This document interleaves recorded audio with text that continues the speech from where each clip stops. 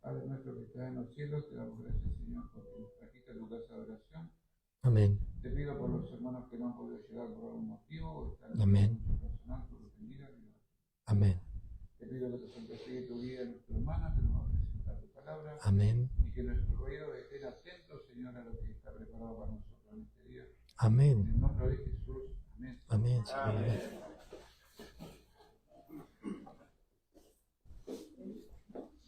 Bueno, mientras invitamos a Tamara que... ¿De qué hablamos el sábado pasado? ¿De los remedios que los que compramos en la farmacia? No, los remedios naturales. Para cuando se maratón, el coso, todo. Sí, ¿se acuerdan que hablamos del agua y del Sal. sol? ¿Alguien pudo tomar de 6 a 8 vasos de agua en la semana? ¿En serio? ¡Qué valiente! Yo no puedo levantar la mano porque no pude cumplir. Y también el papá, pero espectacular. Yo no, pero esta vez me voy a tomar 1000 vasos de agua. ¡Uy, bueno! Buenísimo. ¿Cuántos vasos tenés? ¡Qué bueno! Bueno, hoy les traigo otra historia, pero vamos a aprovechar que somos muchos y vamos a hacer un pequeño juego, ¿sí? ¿Les gusta jugar al teléfono descompuesto? Sí. ¿Sí? Bueno, entonces ¿cómo es tu nombre? Dylan. Bueno, yo le voy a decir una frase a Dylan y Dylan se lo va a decir a su compañero al lado, se lo va a decir a Nacho, Nacho se lo va a decir a Contu y así hasta Simón, que Simón va a terminar de decir la frase a ver si concuerda con la que yo le dije a Dylan en el oído, ¿sí?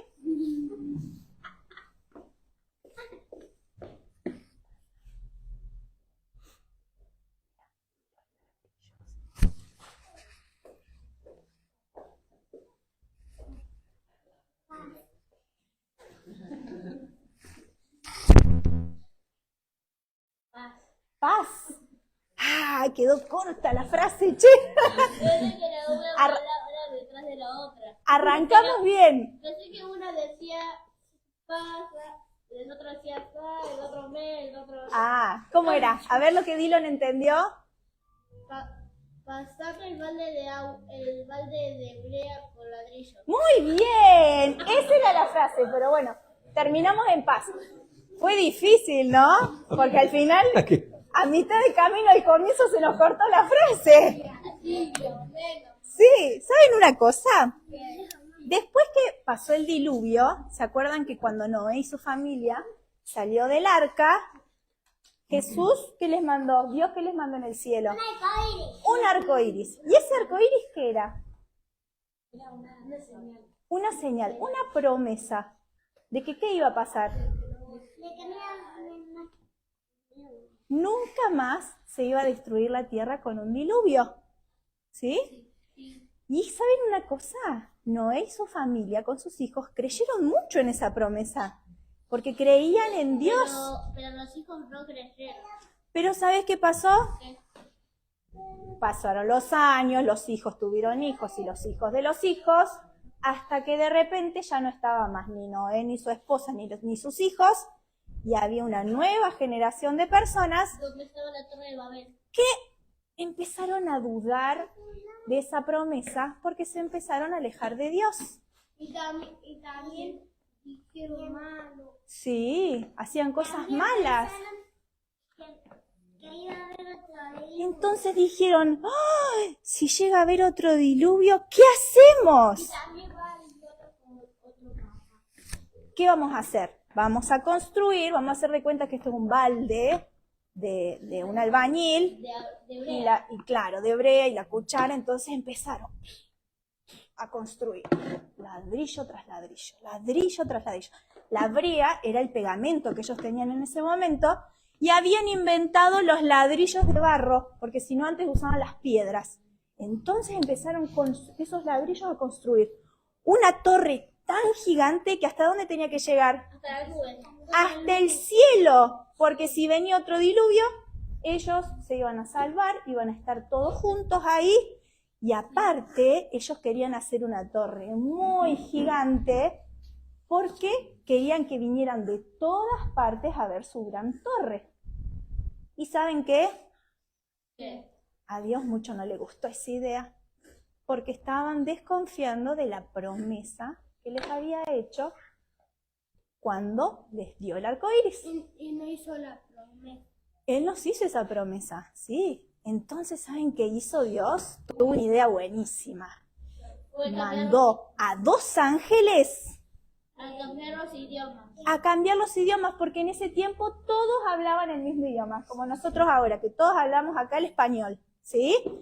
En ese momento todos hablaban el mismo idioma, pero de repente alguien que estaba arriba dijo, necesito más ladrillo. Yo necesito más brea. ¡Parece muchacho! ¿Qué? Nadie se empezó a entender. ¿Qué está diciendo este? No, pero si me mandaron brea y yo les pedí ladrillo, ¿qué está pasando? Sí, dice que trajeron un tacho de amarillo. Claro, y todos se hizo una gran confusión.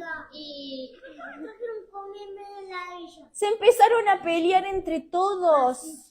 Porque, ¿qué? Si yo no te lo pedí, no se entendían. Entonces, ¿qué pasó? Habla su Los que hablaban el mismo idioma se juntaron y se fueron. Por ejemplo, los que hablaban todos español se juntaron y se fueron. Los que hablaban inglés se juntaron y se fueron. Los que hablaban portugués y así. Cada uno se empezaron a hacer diferentes también, todos. Y hablaban como su país. Claro. ¿Y saben qué? Que, De repente en la torre gigante no quedó nadie. Todos se fueron. Todos. todo. Y esa torre se la llamó la torre de Babel. Babel, porque Babel significa confusión. Se confundieron tanto, que no se pudieron entender y se fueron Significa que es la torre de la confusión. de la Y confusión. también le dio. ¿Y qué pasó con esa torre? ¿Quedó ahí sin que nadie la habite? Sí. No. Dios mandó un rayo que le pegó arriba en la torre y ¡puf! Se cayó todo y fue todo polvo otra vez. Fue en un lugar que se llamaba Sinar donde hicieron la torre.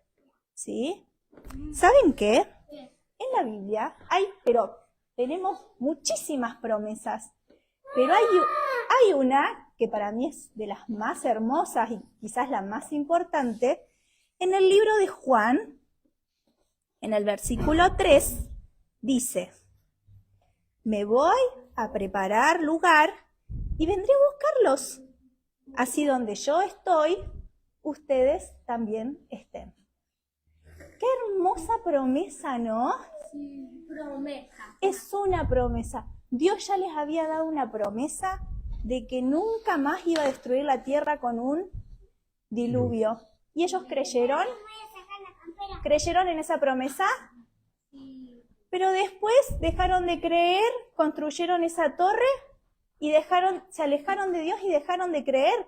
Pero esta promesa de que Jesús va a venir a buscarnos es la más hermosa que tenemos. Y no nos tenemos que olvidar de esa promesa, ¿sí?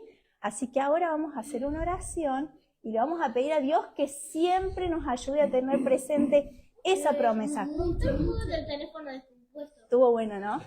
Que podamos vivir con esa promesa en nuestro corazón esperando a Jesús.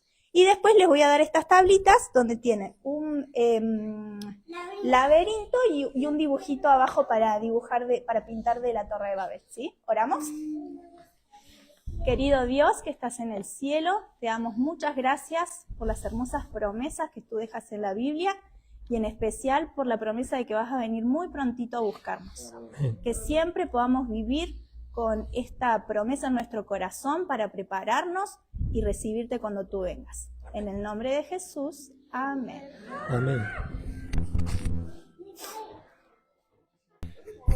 Bueno, feliz sábado para todos. Feliz sábado. Gracias Tamara por la historia, gracias Luis, Roberto. ¿Qué día es hoy? 28 de junio. En el cronograma de la iglesia en el año tiene así diferentes días que se recuerda. ¿A quién se recuerda hoy? Sí, ancianato. Así que le vamos a pedir que vuelvan nuevamente Roberto y Sergio para acá. Vamos a tener una oración especial por ellos, pero que esta oración le vamos a pedir al pastor porque lo veo allí que no está trabajando, está sentado, nos manda a nosotros acá, moviliza a la iglesia. Querido pastor, de paso tiene un privilegio de tenerlo a Matías, Tamara. La iglesia tiene, así como Dios tiene puesto el ojo en ellos, la iglesia también, así que ustedes tienen que formarlo. Saben que hace muchos, pero muchos años, capaz 20, un poquito menos, yo solía decir que la iglesia ve al muchacho que tiene perfil para ser pastor. La facultad de teología le da información, lo motiva, lo prepara. Pero escuchen, los buenos ancianos son los que terminan de formar a los pastores. Esto es así, así que ¿qué haríamos nosotros sin los ancianos? ¿Qué haría la iglesia sin los ancianos? Generalmente están predicando, ayudando, coordinando. Así que lo mínimo que podemos hacer, este reconocimiento público, que sabemos que no es para el ego, sabemos que es Cristo en ustedes. Y de eso vamos a hablar ahora. Pero le vamos a pedir al pastor Matías que pueda tener una oración especial. ¿Puedo invitar a Gustavo, que también es un anciano, no está como anciano, pero es un anciano de la iglesia que siempre está con nosotros acompañando y por más que no esté como anciano, Luis, siempre tengo que... Y sí, tenemos que hacer algo, siempre consultamos con Luis y es nuestro consejero. ¿Sí? Bueno, y quisiera invitar a sumar 2 personitas más que tienen un presente también a manera de reconocimiento para los ancianos y que está preparado por las hermanas de la iglesia. Quisiera invitar a las hermanas que tienen el presente acá para entregarle y de paso aprovechamos la ocasión y oramos todos juntos. Ahí una manera simbólica de expresarle nuestro agradecimiento y el agradecimiento por todo lo que hacen por el Señor. Así que bueno, estando juntos. ¿Serían las esposas? Sí, así que bueno, vamos a orar. Buen Dios, Padre, eterno Dios, gracias siempre decir lo mismo, gracias por hacernos parte de esto, por hacernos parte de la familia de la iglesia. Amén. Gracias, Señor, porque en las luchas que cada día enfrentamos, tú nos das la victoria y haces posible que estemos en este lugar.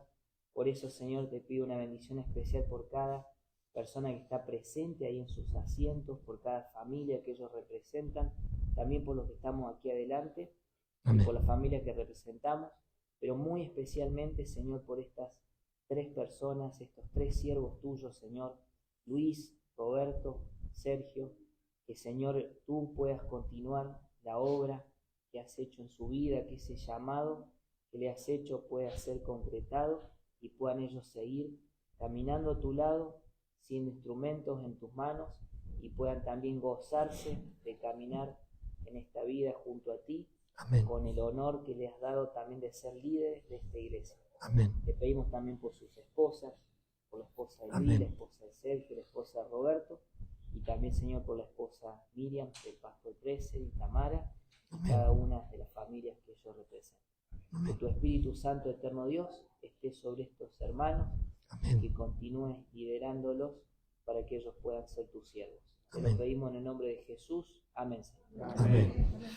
Bueno.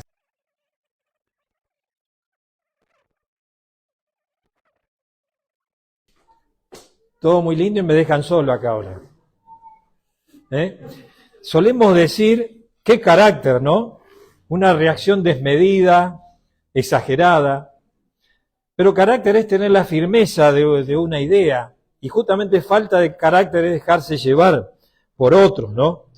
Y el carácter se va desarrollando por las decisiones que vamos tomando y que las circunstancias que nos toca vivir. Me encanta cómo lo define la RAE, la Real Academia Española, nuestro idioma español, decía recién Tamara, carácter. Presten atención, dice, conjunto de cualidades o circunstancias propias de una cosa, de una persona o de una colectividad que las distingue por su modo de ser o obrar de las demás. O sea, un conjunto de cualidades, porque a veces dice cosas también. Este micrófono puede tener una cualidad también, ¿no? Tiene una característica interesante.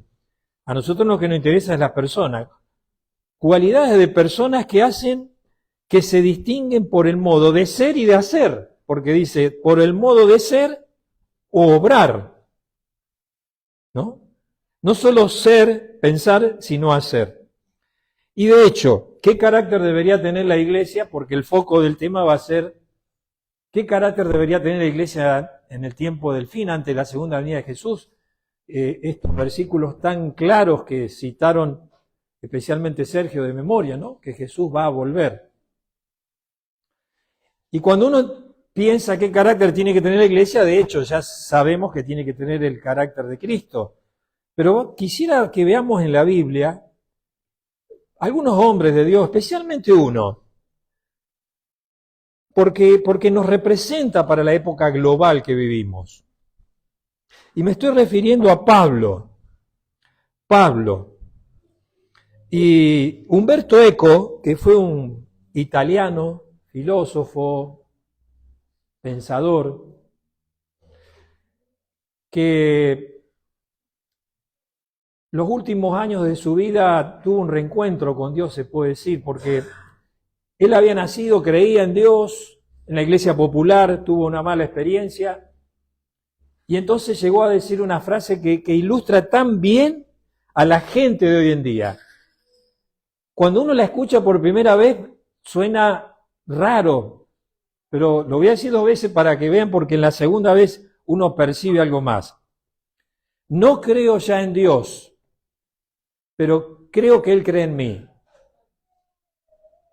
Interesante, ¿no?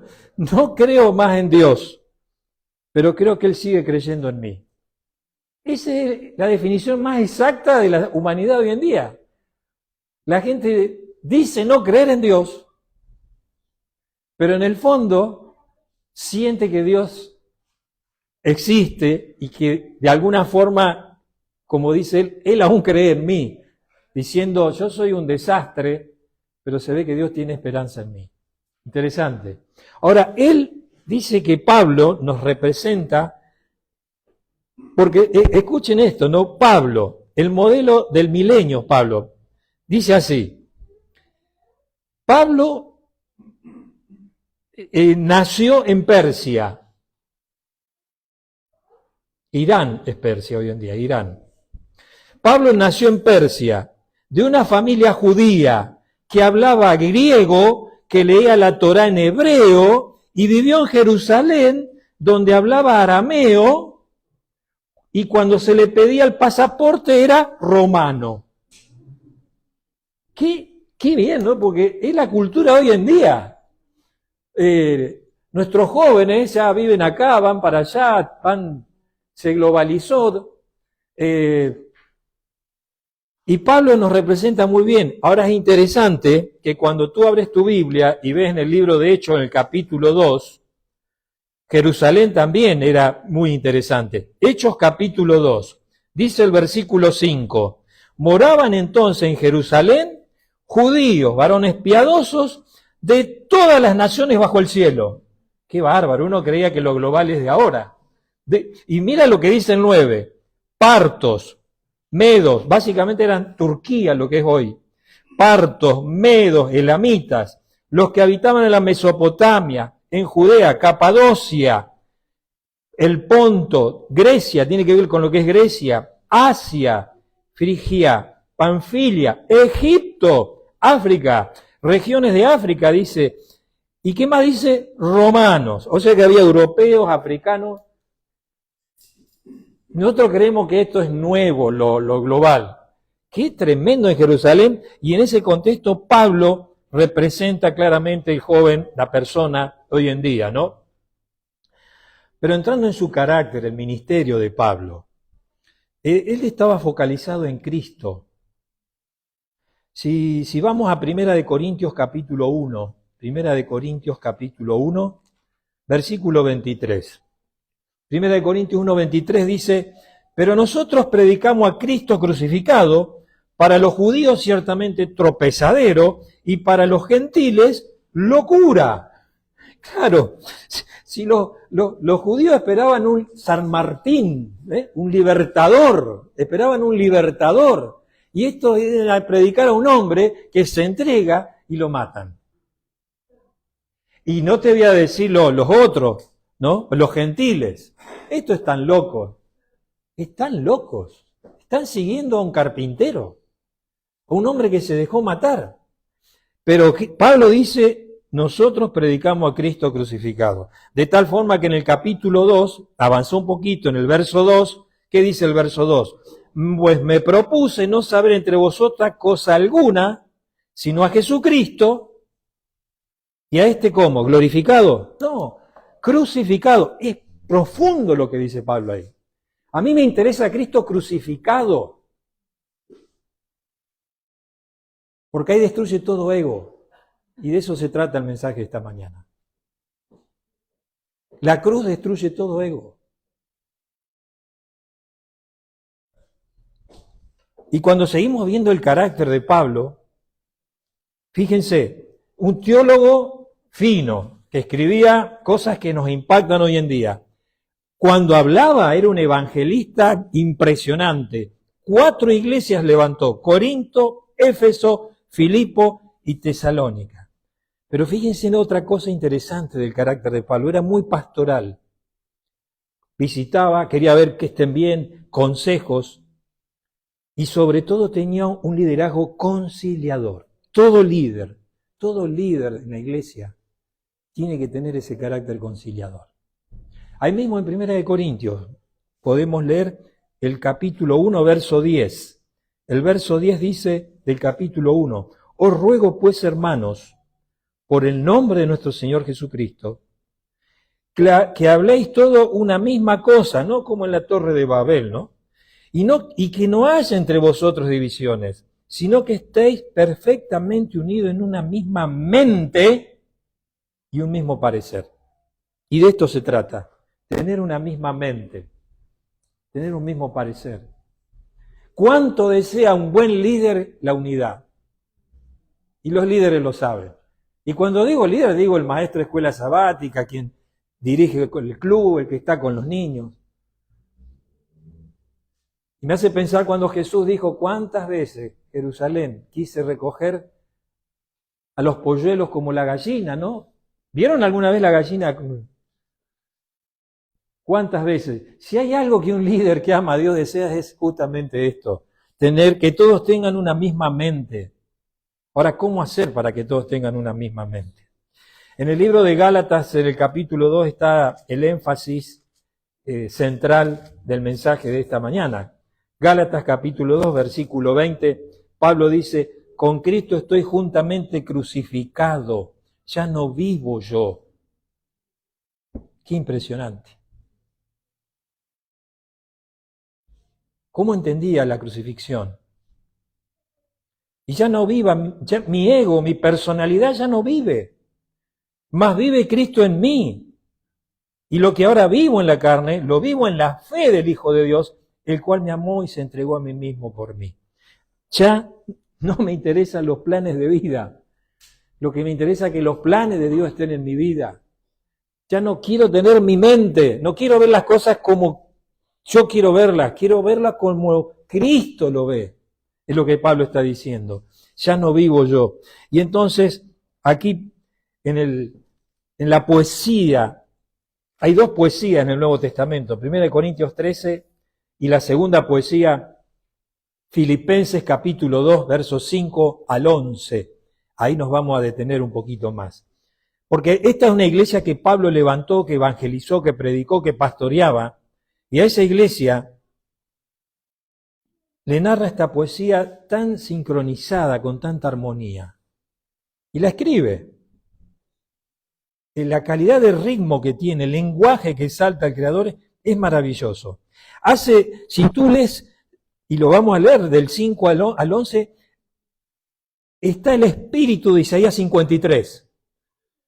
Tenía en su corazón Isaías 53 cuando Pablo escribió esto. ¿Se acuerdan? Como cordero llevado al matadero, pero al final verá su aflicción y justificará a muchos mis siervos. ¿Se acuerdan de Isaías 53? Lo tenía en el alma. Y entonces Pablo escribe esto inspirado por el Espíritu Santo. Haya pues en vosotros este sentir que hubo también en Cristo Jesús. Un mismo sentir. Pensar, opinar. Mira cómo traduce la Nueva Versión Internacional en inglés.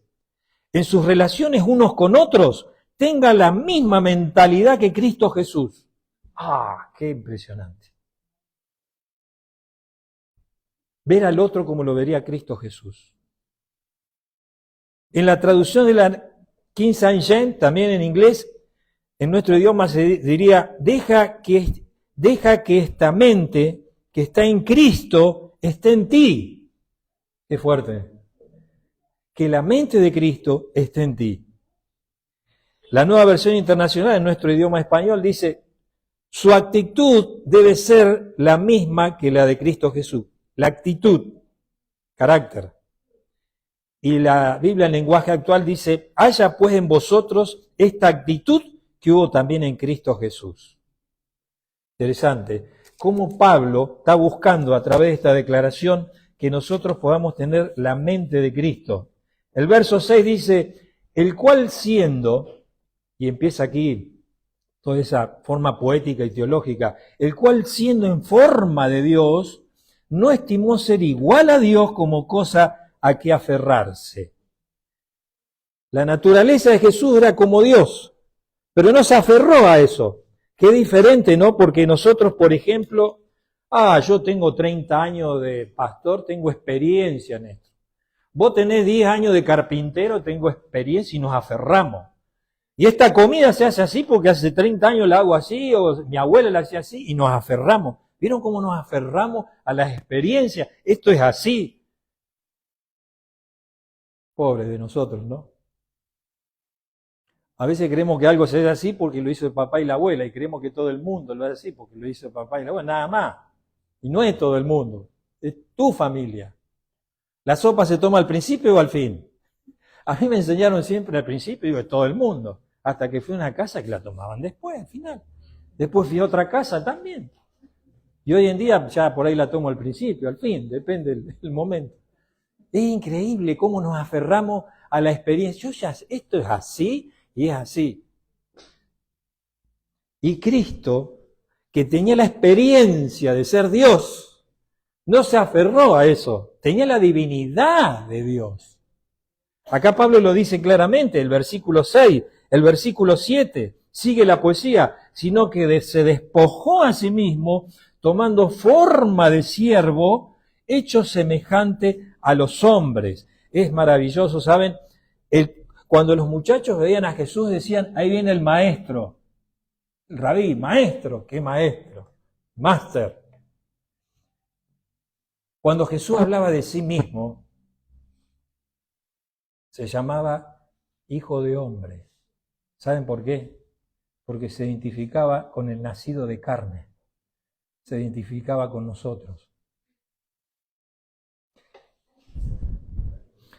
Dice, el doctor Jorge González llegó a escribir en el ciberespacio allá en el año 17, un médico que descansa en la espera del Señor.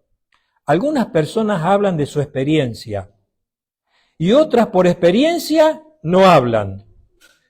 Prudencia con tus palabras. Nunca quedarás herido por algo que no dijiste. Nombre de Dios, ¿no? Nunca quedarás herido por algo que no dijiste. La experiencia también a veces nos hace transmitir una respuesta de silencio. El carácter de Cristo, ¿no? ¿Ustedes vieron cuántas veces guardaba silencio Jesús cuando venían con alguna pregunta? A veces daba la respuesta certera, a veces salía por otro momento, por otro lugar. Pero la cuestión es que se despojó a sí mismo, se vació de ser Dios y se hizo hombre. ¡Qué contraste con Lucifer! Cuando en el libro de Isaías, capítulo 14, ¿qué dice este ángel? Una criatura, alguien creado por Dios. Subiré en lo alto y seré semejante al Altísimo. Cristo, existiendo en forma de Dios, se hizo semejante al hombre. Lucifer quería ser semejante a Dios. Y miren qué impresionante el poder del Señor. Cuando vas a Mateo capítulo 26, Mateo capítulo 26, versículo 53. Versículo 53. En ese contexto lo vienen a arrestar a Jesús Y Pedro saca la espada y quería defender a Jesús, y Jesús, tranquilo. ¿Qué le dice Jesús? Miren lo que dice el verso 53. ¿Acaso piensas que no puedo ahora orar a mi Padre y que Él me daría más de 12 legiones de ángeles? ¿Ustedes tienen idea cuánto es una legión? ¿Cuánto era una legión en la época de Jesús? Una legión de soldados. ¿Tienen idea? ¿Alguien leyó? Yo tampoco sabía, busqué. Entre 5.000 y 6.700. Pongamos el número más bajo. 5.000. 5.000 ángeles. Por 12, él dice que me podría dar más de 12 legiones, pero pongámosle 12. Son 60.000 ángeles. Un ángel, nos dice el libro de Reyes, Segunda de Reyes 19, que una noche un ángel, tercera vez, un ángel mató 185.000 personas en una noche, no necesitó mucho tiempo. Los asirios, ¿se acuerdan? Venían los asirios que querían atacar al pueblo de Dios. Un ángel, 185.000 personas. Yo hice el cálculo, somos 8.000 millones de personas en el mundo. Necesitaríamos solo 5 legiones de ángeles para matar a todos los seres humanos que viven en el mundo. No necesitamos un avión que los radares no lean y que pueda arrojar una bomba. Un ángel, 185.000 personas. No creo que acá en el Valle de Calamuchita vivan 185.000 en todo el valle. ¡Qué poder que tiene Dios! No necesita un avión que no se vea y arroje una bomba. Un ángel. Y Jesús era el jefe de todo eso. El líder de todo eso. Amado y respetado. Y dejó todo eso y otras cosas que todavía nos imaginamos en un lugar tan especial. Y se hizo hombre para poder salvarnos, dice Pablo, volviendo aquí a primera de Filipenses capítulo 2, donde estábamos, ¿no? Dejó todo eso, vino aquí para poder salvarnos a nosotros, ¿sí? Y estábamos en el versículo 7. Se despojó y tomó forma de hombre. Miren, yo escuché una ilustración hace años. Vos imaginate que los perros de tu barrio están enfermos. Y yo sé que acá hay gente que ama a los perros. Amamos a las mascotas, ¿no? Me quedo pensando, el libro de Jonás termina diciendo de que Dios, ¿cómo no se iba a arrepentir de destruir 120.000 personas y muchos animales? La última palabra dice, se ve que a Dios le interesan mucho los animales. Es más, los animales fueron creados para recrearnos. Nosotros hoy en día tenemos internet, Netflix, o jugamos un deporte, o tocamos una música, cosas. Pero Dios creó los animales para recrearnos, para eso fueron creados. ¿Sí? Y entonces imagínate que todos los perros de tu barrio se estarían por morir. Y el tuyo también. Y el del, sí, lamentablemente, el del primo, el tío. Y la única forma de salvarlos sería que tú te conviertas en un perro, vivas como un perro, comas lo que come un perro, pero ¿sabes qué? Y nunca más llegarías a ser la persona que sos, sino serías eternamente un perro. Y interesante la ilustración, ¿no? Nos hace pensar. Porque en cierta medida Jesús nunca más va a poder estar en todos los lugares, aunque sí, porque Él tomó un cuerpo. Se limitó para poder salvarnos. Qué tremendo. Cuando uno más lo piensa, más se emociona y se te mueven las lágrimas. Pero avancemos el verso 8. Y estando en condición de hombre, se humilló a sí mismo haciéndose obediente hasta la muerte y muerte de cruz. Noten a esta altura, el cambio de Cristo tuvo que ver con su función, pero no con su carácter. Qué hermoso, ¿no? De rey, jefe de los ángeles, a vivir en una casa sencilla, a tener que trabajar, a hacer la madera para poder comer y encima morir. Cambió de función, pero no cambió de carácter. Y eso es hermoso. Decime si no es hermoso una persona, ¿no? Que por ahí está en una función, después está en otra, pero sigue siendo la misma persona.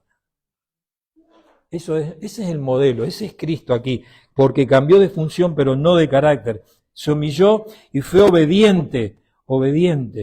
A mí me impresiona Juan 6:38. A ver, Juan 6:38, alguien que lo tenga y nos lee para todos. Me impresiona fuertemente lo que dice ahí. ¿Qué dice Juan 6:38? Cualquiera que lo tenga nos lee para todos. Vamos. ¿Qué dice? Sí. Porque he descendido del cielo, no para hacer mi voluntad, sino la voluntad del que me envió. ¿Quién dice eso? Yo no vine a hacer mi voluntad. No, yo no tengo forma de explicar esto. ¿Cómo Jesús dice eso y nosotros, miserables, pobres, ciegos y desnudos, como dice Apocalipsis, queremos hacer nuestra voluntad? Queremos ejercer nuestros pensamientos. Y Jesús dice, yo descendí del cielo y no vine a hacer mi voluntad, obedezco al Padre. El primer pecado en la tierra fue desobediencia y sigue siendo el mismo pecado hoy en día. Desobedecer la palabra de Dios, lo que Dios pide. Y Jesús dice ahí contundente, no piensen que yo hago lo que quiero. Yo estoy haciendo lo que el Padre quiere que haga. No, es impresionante. Es impresionante. Pero tenemos que seguir, dice el verso 8, el verso 9, por lo cual Dios, Pablo nos lleva en esta poesía tan apasionada, por lo cual Dios también lo exaltó a lo sumo y le dio un nombre que está sobre todo nombre, para que el nombre de Jesús se doble toda rodilla que está en el cielo y en la tierra y debajo de la tierra, y toda lengua confiese que Jesucristo es el Señor para la gloria de Dios. ¿Qué está diciendo? Está diciendo lo que Jesús dijo cuando terminó su ministerio y la gran comisión y le dijo, muchachos, vayan y hagan discípulos, enseñen a la gente las cosas que yo he dicho y bautícenlo en el nombre del Padre, del Hijo y del Espíritu Santo y yo voy a estar con ustedes. ¿Pero qué era lo que le había dicho antes? Toda autoridad me es dada en el cielo y en la tierra. Me conmueve, me apasiona ese versículo. Toda autoridad que hay en los astros, en todo lo que se mueve que ni vemos, y en la tierra, en cualquier lugar de la tierra, toda autoridad me es dada a mí, dice Jesús. ¿Qué líder que tenemos? ¿Qué líder que tenemos? Y entonces Pablo nos muestra aquí el carácter de Cristo. Él trata de tenerlo en su corazón. Y el carácter de la iglesia de Filipo, ya que estábamos en Filipo, ahí mismo donde tenemos abierta nuestra Biblia. Miren el versículo 19 del capítulo 1, verso 19, el comienzo. Pablo le dice, porque sé que por vuestra oración, y sigue hablando, era una iglesia que oraba. Vieron que ahora estamos ahí golpeando la mente. Argentina ahora, 24/7, orar. Hoy bien decía Sergio, vamos a hacer actividad misionera. Primero hay que orar. Era una iglesia que oraba.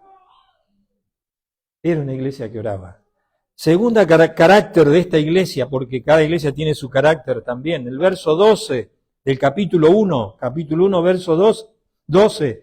Quiero que sepáis, hermanos, las cosas que me han sucedido han redundado más bien para el progreso del Evangelio. Perdón, capítulo 2, 12. Yo leí 1, 12. Capítulo 2, 12. Porque tanto, amados míos, como siempre habéis obedecido, y sigue hablando, era una iglesia que obedecía. ¿Cómo se origina el pecado en el cielo? Un ser creado quiere ocupar un lugar que no le corresponde. Y cuando alguien quiere ocupar un lugar que no le corresponde, empieza, y acá en la tierra pasa lo mismo. Qué bueno es estar en el lugar donde Dios quiere que estemos. Somos bendición cuando estamos en el lugar donde Dios quiere que estemos. No, pero a mí me gusta esto, yo quiero aquello. No lo decimos, lo podemos sentir, lo pensamos. Lucifer quería estar en un lugar que no le correspondía y alteró toda la armonía del cielo y alteró todo. Y acá esta iglesia era obediente, obedecía la palabra de Dios, era obediente y tenía otra característica más, la tercera. Era una iglesia de oración, era una iglesia obediente. Y en el capítulo 4:5, impresionante el versículo 5, 4:5, vuestra gentileza sea conocida a todos los hombres. El Señor está cerca. Qué gran resumen. Oye, ya Jesús lo dijo en Mateo en el Sermón del Monte. Si ustedes saludan a los hermanos, ¿qué hacen de más? Los gentiles también los saludan. Y si ustedes aman a su familia, ¿qué hacen de más? Los gentiles también, los narcos y los mafiosos aman a su familia. Es tremendo cómo la aman. Quizás más que nosotros todavía. Estoy exagerando ya un poco, pero... Y acá él claramente nos dice en este mensaje que la sociedad conozca tu gentileza, que sea conocida como una iglesia. Y uno hace silencio porque nos hemos equivocado, ¿no? Yo con vos también. No la hemos representado bien en la iglesia. No la hemos representado bien. Porque el viejo hombre, como decíamos por ahí charlando en la escuela sabática, ¿no? El carácter que quiere aflorar, y nos olvidamos que tenemos que tener la mente de Cristo, porque el Cristo dijo, cuando te peguen la mejilla, dale un puñetazo. ¿Dijo así? No. Sí, pero mi persona, Y entonces Pablo una vez más insiste en tener la mente de Cristo. ¿Cuál es el carácter de la iglesia final? La última iglesia. Y podemos tomar también aquí en Filipo, ¿no? El capítulo 1:9. ¿Qué dice el capítulo 1:9 de Filipo? Y esto pido en oración, que vuestro amor abunda aún más y más en ciencia y en todo conocimiento. Qué interesante, porque habla de lo emocional y lo intelectual. Dice, hay que tener conocimiento, hay que leer la palabra, tienen que conocer la profecía, tienen que entender todo lo que Dios escribió. Pero dice primero que vuestro amor abunde también. Aunque los juicios de Dios caigan finalmente sobre la tierra, entre el pueblo del Señor habrá un avivamiento de la piedad primitiva, la cual no se ha visto nunca desde los tiempos apostólicos. Conflicto en el siglo, página 419. Me está diciendo que antes que venga Jesús, se va a producir un reavivamiento entre nosotros del amor que hubo en la iglesia cristiana primitiva. Yo creo, y saben, no había olvidado de esto. Cuando Jorge González todavía vivía, el doctor, y charlando allí en el estacionamiento de los Pioneros, en Libertador San Martín, empezamos a hablar de este tema y yo le dije esto. Yo creo que el último liderazgo de la iglesia va a ser de amor. Y lo creo. Y lo creo porque sé que lo escribió Dios, que lo dice Dios, porque es el carácter de Cristo. Ahora, quizás lo iba a dejar para el final, pero lo digo ya. Yo creo que muchos de nosotros luchamos para tener un mejor carácter, para imitar a Jesús. Y yo con ustedes, y le estamos errando, porque no es eso lo que la Escritura dice. Lo que la Escritura dice que el Espíritu Santo pondrá en nuestra mente la mente de Cristo.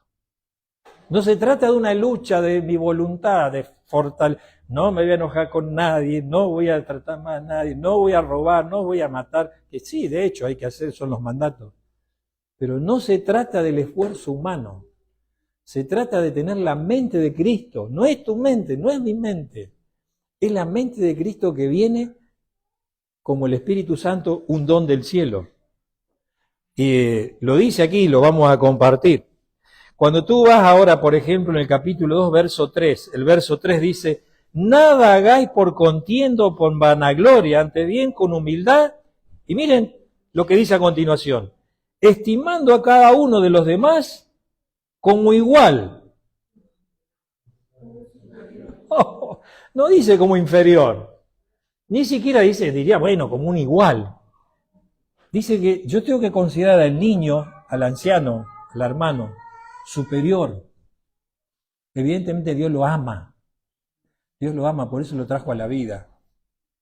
Y el versículo 4, los filipenses y nosotros mismos somos llamados simplemente a imitar, no somos llamados simplemente a imitar a Dios por lo que hacemos, sino a tener la misma mente, la mente de Cristo, desarrollada en nosotros, para que nosotros podamos también reflejar la imagen de Dios en nuestra actitud y relaciones dentro de la comunidad cristiana y más allá, dice Gordon Fry.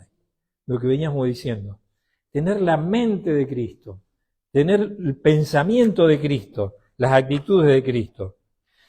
Todo lo noble y generoso que hay en un hombre, mujer, responde a la contemplación de Cristo en la cruz. Porque la única forma en que tú y yo nos hagamos obedientes es entender lo que leímos, cómo Cristo se hizo obediente, aunque Él no hubiera querido pasar por eso, y lo dice la Escritura, aquella noche, fue obediente, consumado es, llegó a decir. La obediencia es maravillosa, cuesta a veces, pero tiene un final espectacular. Y hay otra cita que quiero compartir, libro de Hechos, página 268. Vemos en medio del trono a uno que lleva en sus manos y en sus pies y en sus costados, o sea, en sus manos, en sus pies y en sus costados, las marcas del sufrimiento soportado para reconciliar al hombre con Dios. Yo cada vez que digo esto me emociono, pero no emocionarme ahora. ¿Cómo me podés explicar? Y no me podés explicar, pero lo digo, que tú y yo, cuando Cristo venga, vamos a resucitar en la plenitud de la juventud, de la fortaleza. Y si tienen la oreja una más arriba que la otra, como yo, o una costilla más afuera que la otra, como yo, todos tenemos algún defecto, o nos falta algo, defecto aquí. Vamos a ser perfectos. ¿Cómo me explicás que Jesús va a llevar cicatrices? No, no puedo. Me emociona.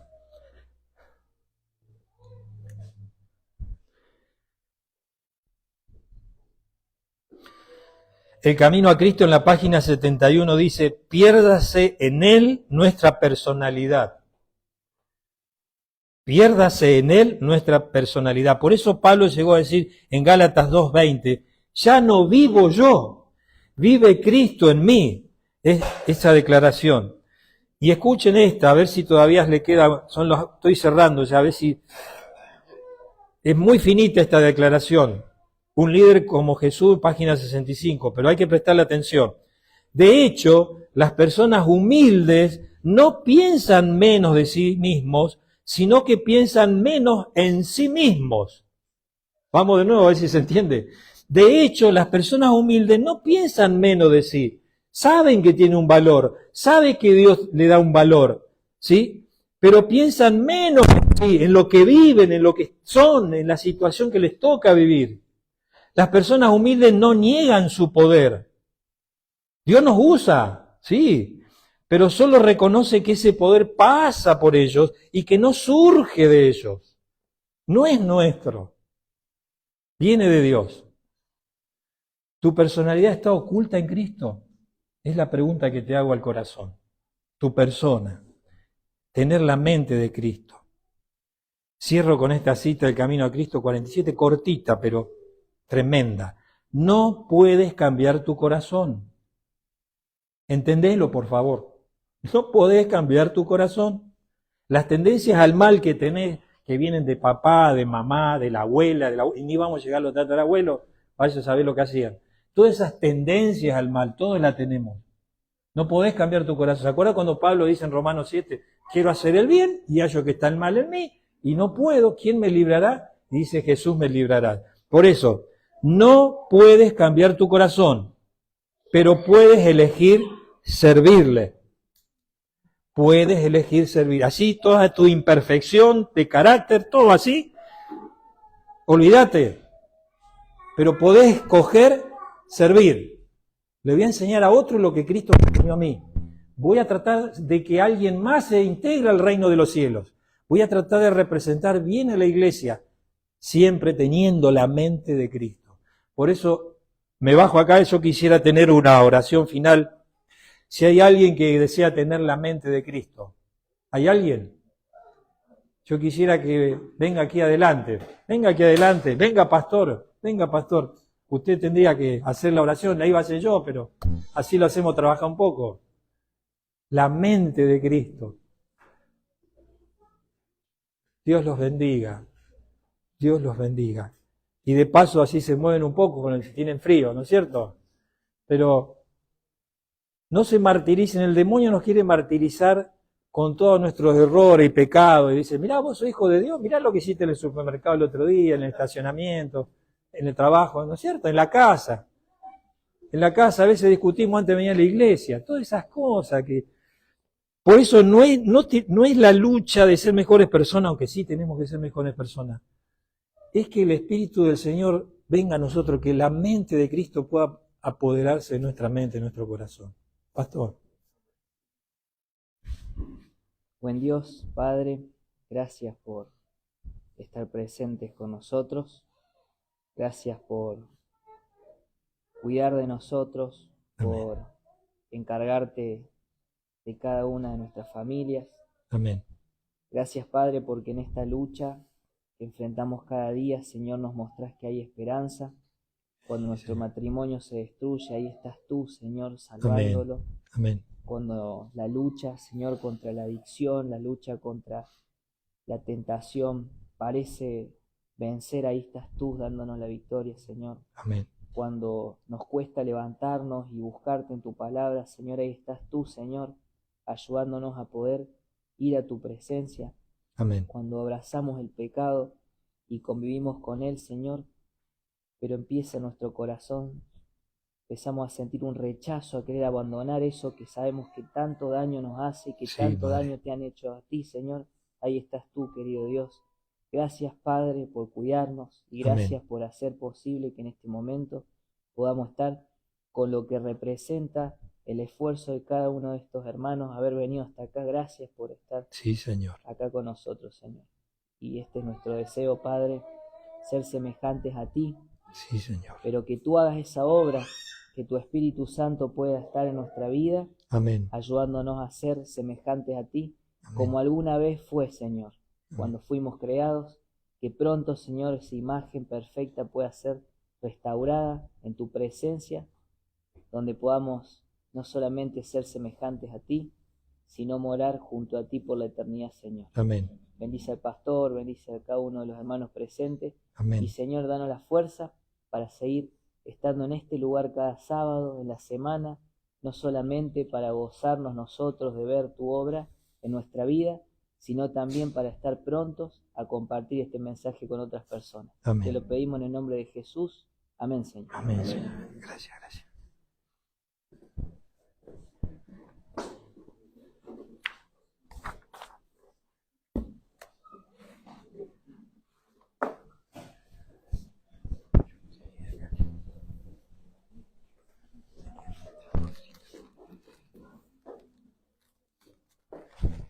Muchísimas gracias, Pastor, por las veces.